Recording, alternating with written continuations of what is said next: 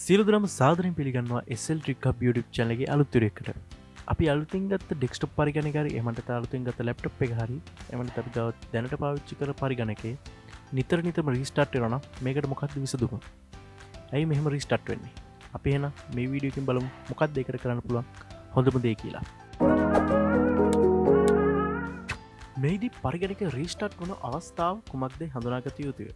මෙහම පද්ධතිය තුළට ඇතුළු විට පමණක් රීස්ටාර්ට් වේ නම් මේට හේතුව වෛරස් හෝ වෙනත් මෘදුකාංගවල දෝෂයක්.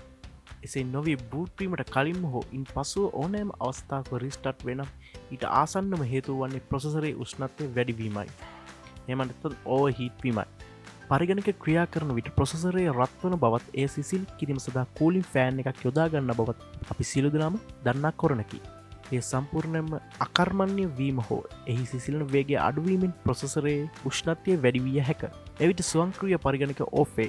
මෙවිට කළ හැකි හොඳම දේ ප්‍රොසෙසරයේ කූලින් ෆෑන් එක මාරු කර බැලීමයි.